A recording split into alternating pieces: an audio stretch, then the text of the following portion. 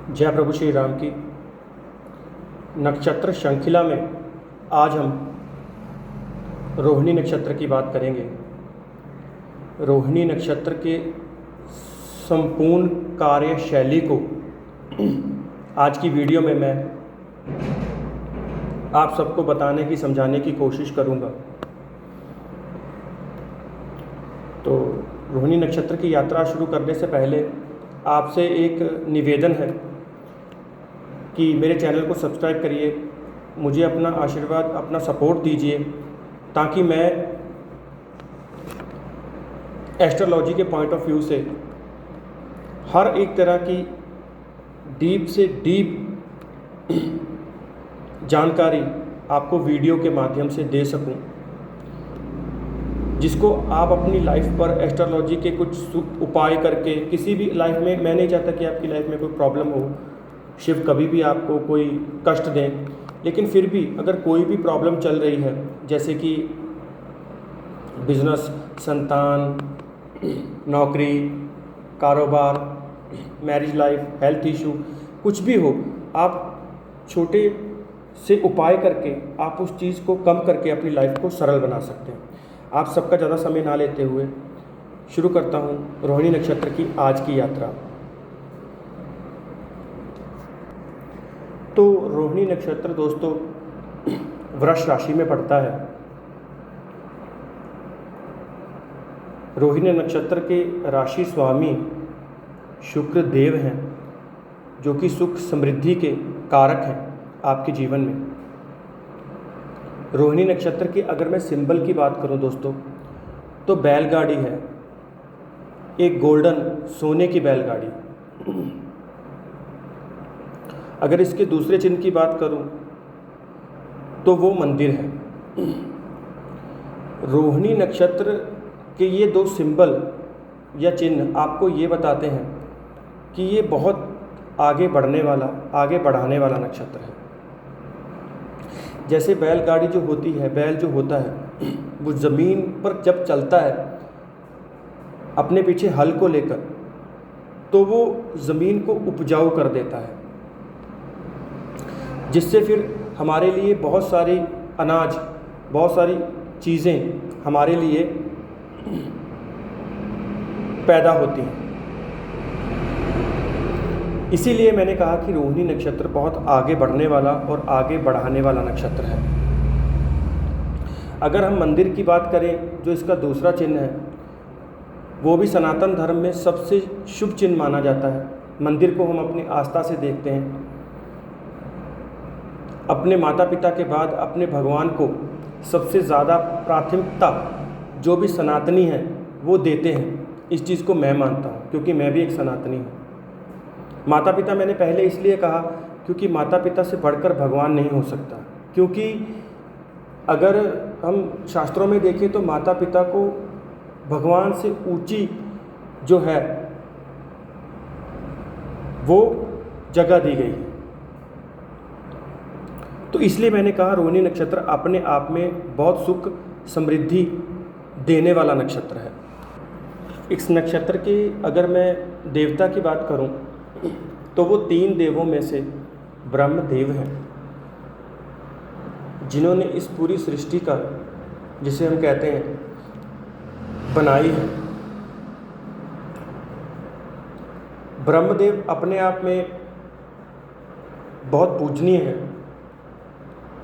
वो अलग बात है कि उनकी पूजा पर जो रोक है, जो चीज़ें हैं, वो आज का विषय नहीं है, उस पर कभी बात करेंगे।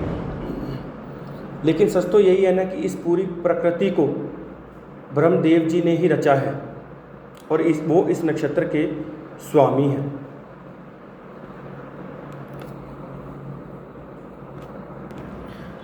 ब्रह्मदेव की और अगर मैं बात करूं तो ब्रह्मदेव इस सृष्टि में जितने भी वेद हैं, शास्त्र हैं, ग्रंथ हैं, उन सबको, सबके ज्ञाता हैं।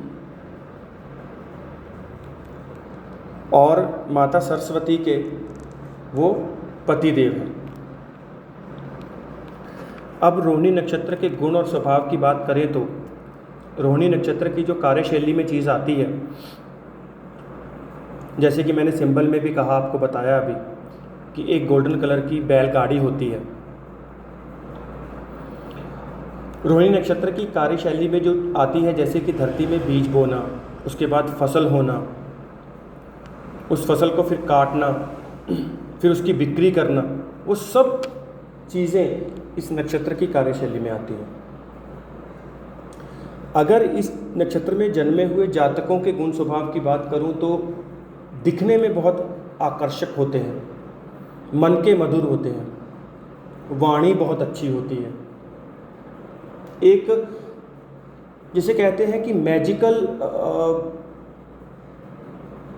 एक टच होता है उनमें। आप किसी भी रोहिणी नक्षत्र वाले जातक को जब मिलेंगे, जो रोहिणी नक्षत्र के जातक मेरी इस वीडियो को सुन रहे होंगे, वो इस बात से रिलेट करेंगे कि जब आप किसी रोहिणी नक्षत्र वाले जातक को मिलते हैं या उसको देखते हैं तो उसमें एक मैजिकल टच होता है। वो आप अगर देखेंगे तो आप पलट कर दोबारा देखेंगे, इतना ज़्यादा मैजिकल उनमें होती है, आकर्षण जिसे कहते हैं। आंखें बहुत ब्यूटीफुल होती हैं।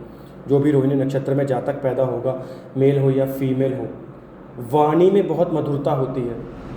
आपसे बात करेंगे तो जैसे मैंने अभी कहा कि माता सरस्वती जी जो हैं वो ब्रह्मदेव की पत्नी हैं, तो उनका भी इफ़ेक्ट इस नक्षत्र पे इस तरह ही होता है कि इनकी जो वाणी है वो बहुत मधुर होती है, आंखें बहुत अच्छी होती हैं, पर्सनैलिटी बहुत अच्छी होती है, बात करने का तरीका बहुत अच्छा होता है। और अगर रोहिणी नक्षत्र की मैं बात करूं, इन जातकों के गुण और स्वभाव की मैं बात करूं, इनके नेचर की बात करूं, तो ये जातक ऐसे होते हैं कि ये, जैसे मैंने कहा कि वाणी में बहुत मधुर होते हैं। पहले तो मैं ये कहूं कि इनकी लाइफ में कष्ट नहीं आते, ये गलत है। इनकी लाइफ में कष्ट आते हैं। उन कष्टों को किस तरह से साइड करके ये अपनी लाइफ में आगे बढ़ते हैं, अपनी वाणी के द्वारा, अपने दिमाग के द्वारा, अपनी डिप्लोमेसी के द्वारा, अपनी बातों के द्वारा उन समस्याओं को हटाकर ये लाइफ में आगे बढ़ते हैं। आप किसी भी रोहिणी नक्षत्र के जातक को जब मिलेंगे तो वो क्यों मैं कह रहा हूँ इस चीज़ को, देखिए इस नक्षत्र के जो राशि स्वामी हैं वो शुक्रदेव हैं। वो अपने आप में एक, जिसे हम कहें कि अपने आप में बहुत ज़्यादा शुभकारी माने जाते हैं। दूसरा अगर मैं कहूँ इस नक्षत्र के लॉर्ड की अगर मैं बात करूँ तो वो चंद्रदेव हैं।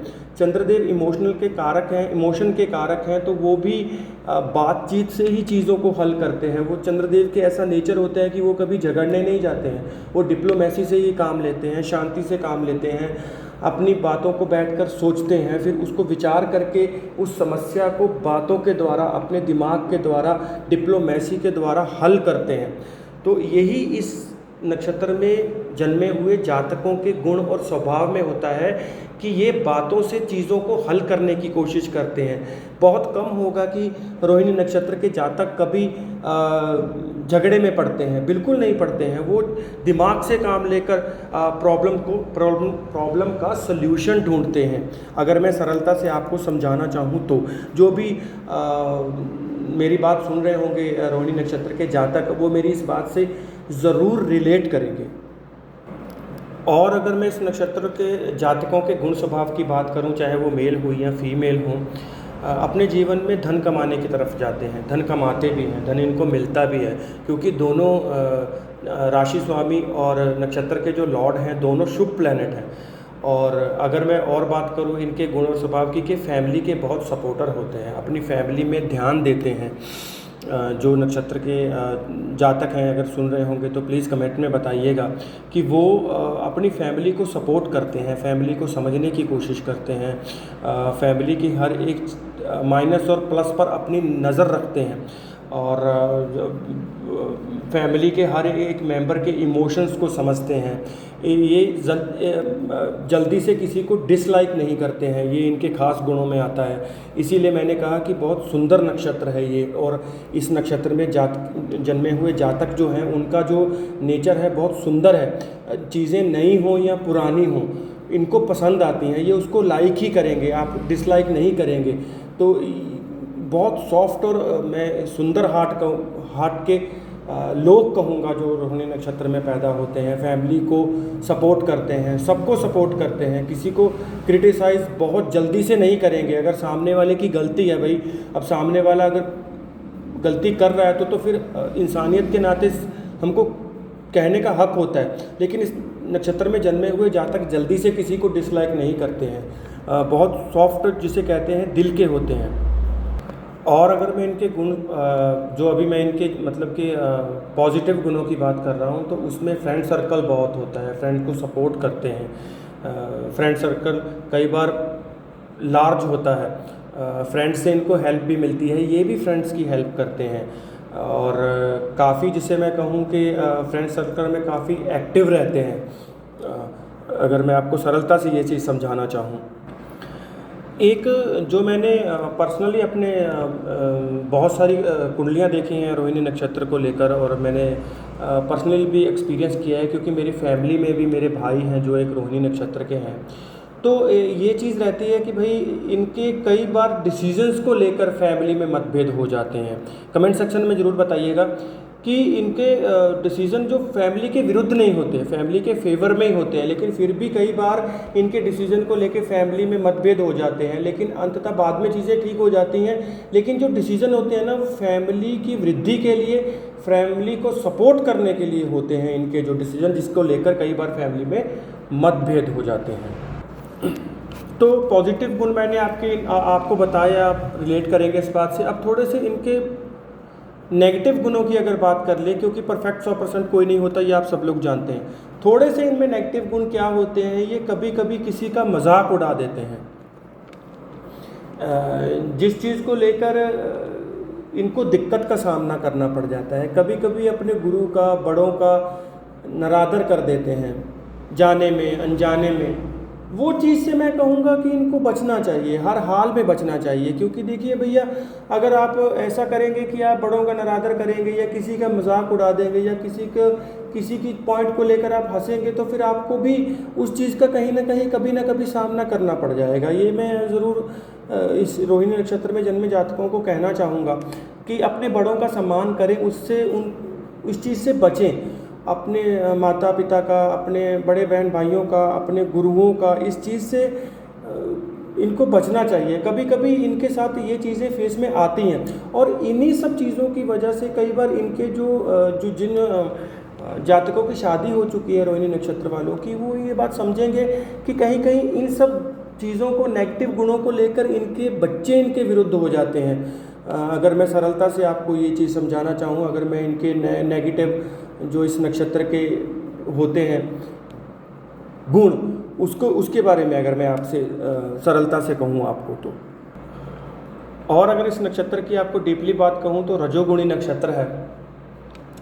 सब कुछ है इस नक्षत्र के अंदर, धान्य, और अगर और बात करूं तो ज़मीन से जुड़े हुए जातक होते हैं ये इस नक्षत्र के लोग। ज़्यादा ये कभी डींगे नहीं हाँकते, कभी कोई बड़ी बात नहीं करेंगे, कभी ऐसा नहीं होगा कि जो बात इनके पास नहीं है, समाज में 4 आदमियों में बैठ के ये वो बात कर रहे हैं, डींगे हाँक रहे हैं। इस तरह की पर्सनैलिटी के लोग ये लोग नहीं होते हैं। जो होता है वो सरलता से बताते हैं, जो होता है वही कहते हैं। और अगर मैं थोड़ा सा इन मेल जातकों की बात करूंगा, इसके आगे मैं वीडियो को ज़्यादा लंबा नहीं करूंगा, इसके आगे मैं आपको बस ये बताऊंगा कि इनको कौन कौन से कार्य हैं जो इनको सफलता की ओर लेकर जाते हैं, जो कि जिस कार्य में ये जाते हैं तो सफल होने की एक तरह से गारंटी कह सकते हैं हम। तो इनको जो है थोड़ा सा इन मेल जातकों की बात करूंगा तो इनको थोड़ा सा जो है नशे की तरफ से बचना चाहिए। बस इतना मैं ज़रूर कहूँगा कि मदिरापान या एक्स्ट्रा मैरिटल अफेयर, इन सब चीज़ों से मेल जातकों को थोड़ा बचना चाहिए।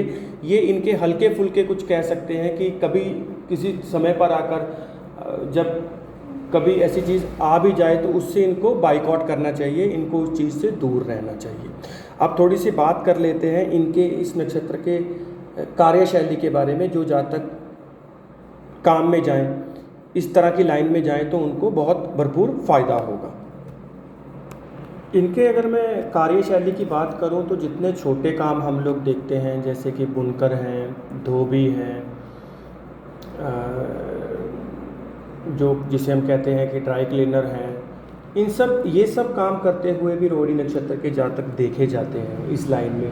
बहुत सुंदर काम है, शॉर्ट जहाँ से पैसा आना हो। और अगर मैं कहूँ तो इनको एंटरटेनमेंट की, म्यूज़िक की बहुत अच्छी समझ होती है, इसलिए बहुत अच्छे वहाँ पर भी उस फील्ड में करते हुए देखे गए हैं। ज़मीन से जुड़े हुए लोग होते हैं तो वहाँ पर भी ज़मींदार भी बहुत अच्छे आपको ये लोग मिलेंगे, उसकी अच्छी समझ रखने वाले, पकड़ रखने वाले। जैसे मैंने आपको कहा कि बहुत अच्छे भाषा बहुत अच्छी होती है, तो वकील के कार्य में, एंटरटेनमेंट के कार्य में, ये सब इनके मेन फील्ड्स हैं जहाँ पर ये जा सकते हैं, जहाँ पर इनको शॉर्ट सफलता जो है वो मिल सकती है। और अगर कार्यशैली की बात करूं तो फास्ट फूड है, कोरियर सर्विस है, ट्रांसपोर्ट है, इन सभी कामों पर इनकी अच्छी पकड़ देखी जाती है। मैंने कहा ना कि ये बहुत डींगे हाँकने वाले नहीं होते, ज़मीन से जुड़े हुए इंसान होते हैं जो रोहिणी नक्षत्र में पैदा होते हैं। महिलाएं भी रोहिणी नक्षत्र की होंगी तो वो अपने घर को बांध कर रखेंगी, अपने डे टू डे हर एक चीज़ के, बच्चों की केयर करना, स्कूल भेजना, उनका जो है जिसे हम कहते हैं कि उनको क्या होमवर्क मिला है उस पर अपनी नज़र रखना, अपने परिवार को हर एक तरह से संजो कर रखना, क्योंकि इस इमोशनली बहुत अटैच होते हैं। ये मर्द भी होगा, इस नक्षत्र का मेल होगा, वो अपने घर के लिए अच्छा काम करता हुआ देखा जाएगा, ज़मीन से जुड़ा होगा, सुबह काम पर जाकर शाम को सही टाइम पर घर लौटने वाले होते हैं। मीडियम दर्जे के कामों पर अच्छी पकड़ होती है इन लोगों की, अगर मैं विस्तार से इनकी कार्यशैली की बात करूँगा तो आशा करता हूँ कि जो मैंने रोहिणी नक्षत्र के बारे में बताया, जो जातक इसको सुन रहे होंगे तो बहुत जिसे हम कहते हैं रिलेट करेंगे अपने आप को, क्योंकि मैं हम सबसे कहता हूँ कि जिस नक्षत्र में जातक पैदा होता है उसके गुण और स्वभाव और कार्यशैली को लेकर वो जीवन भर चलता रहता है।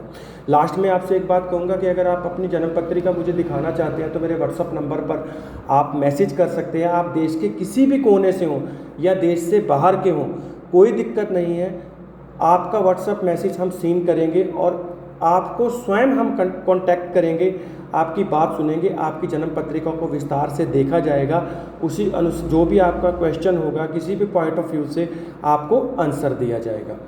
तो इसी आपसे इजाज़त लेता हूँ और आपको इतनी बात ज़रूर कहूँगा कि श्री कृष्ण हमेशा आप सभी पर अपना आशीर्वाद, समृद्धि बनाए रखें। जय श्री कृष्ण, राधे राधे।